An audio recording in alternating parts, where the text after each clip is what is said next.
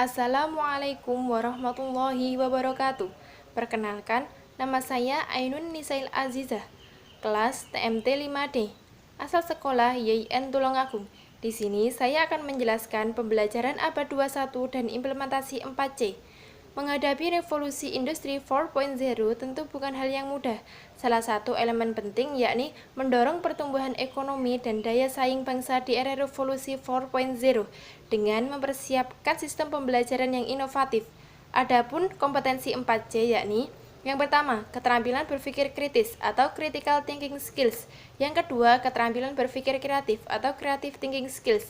Yang ketiga, keterampilan komunikasi atau communication skills. Dan yang terakhir yakni keterampilan kolaborasi atau collaboration skills. Sebagai kompetensinya diperlukan di abad 21. Yang pertama, kita akan membahas keterampilan berpikir kritis. Keterampilan berpikir kritis adalah keterampilan fundamental dalam memecahkan masalah. Keterampilan ini sangat penting dimiliki oleh siswa untuk menemukan sumber masalah dan bagaimana cara menemukan solusinya. Strategi melatih dan mengakses keterampilan berpikir kritis yakni yang pertama, mengajarkan host secara spesifik dalam ranah pembelajaran. Yang kedua, melaksanakan tanya jawab dan diskusi pada skala kelas. Yang ketiga, mengajarkan konsep secara eksplisit. Yang keempat, memberikan scaffolding. Dan yang terakhir, mengajarkan host secara kontinu. Yang kedua, yakni keterampilan berpikir kreatif, adalah kemampuan untuk menghasilkan hal yang baru, beragam, dan unik. Kreativitas sering digambarkan sebagai keterampilan yang penting dan harus dipupuk. Strategi melatih dan mengakses keterampilan berpikir kreatif, yakni yang pertama, memberikan pertanyaan dan mengajak siswa berpartisipasi aktif dalam pembelajaran. Yang kedua, mengeksplorasi topik dan materi dengan data primer atau nyata. Yang ketiga, memikirkan cara baru untuk menginformasikan temuan baru. Yang ketiga, kita akan membahas tentang keterampilan komunikasi.